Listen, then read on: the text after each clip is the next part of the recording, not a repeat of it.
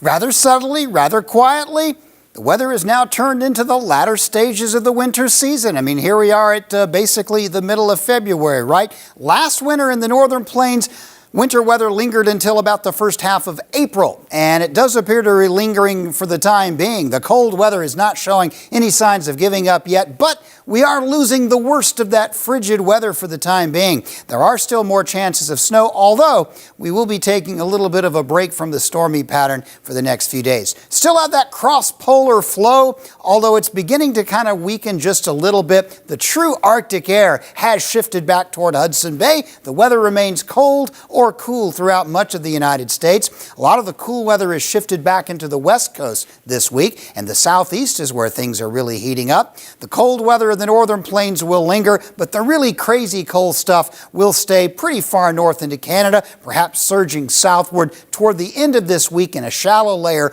of cold air. Moving ahead until next week, the last full week of the month of February, it's going to remain quite cold in the middle of the country. The southeast will continue to be warm, and we'll start to see some heat going up the west coast. As far as snow goes, the storm track for the time being is a little further south, although we may get some snow into maybe the southern part of the Corn Belt this week. Dry weather in most of the northern plains and upper Midwest because of the weakening northern branch of that jet stream, but it won't stay that way forever. I look for a southwest system to bring a snow chance toward the end of this week, and there may yet be another one next week. So we're not quite finished with the snowy weather either, as well as the cold weather. One more round of snow probably toward the end of next week. That would be around the latter part of February. So the pattern still remains somewhat wet and definitely cold, but not quite so Arctic and not quite so snowy.